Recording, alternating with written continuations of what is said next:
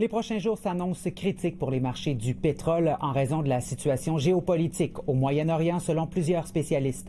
L'Organisation des pays exportateurs de pétrole a pris la décision d'augmenter davantage la production d'or noir alors que la guerre en Iran déstabilise le Moyen-Orient et les routes d'acheminement du brut.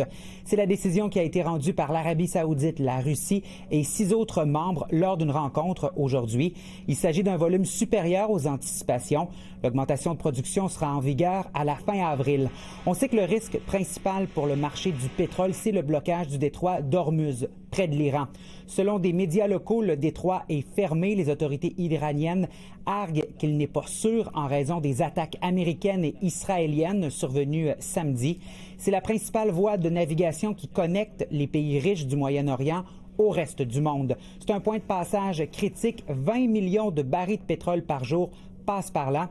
Quels seront les impacts des événements des dernières heures sur les marchés, sur les prix du pétrole? La réponse avec des spécialistes. Pour quelques jours, on peut faire face à la secousse, mais il va quand même y avoir, à partir de demain, lorsque les marchés vont s'ouvrir, une perception plutôt négative sur la suite des choses qui devrait entraîner une augmentation des prix.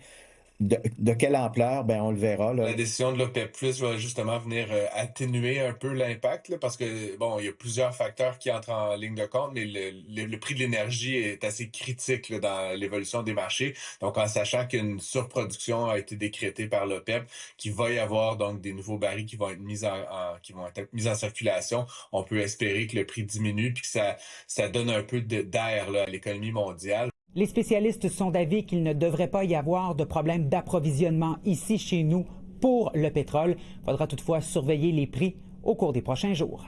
Simon Gamache-Fortin, TVA Nouvelles, Montréal.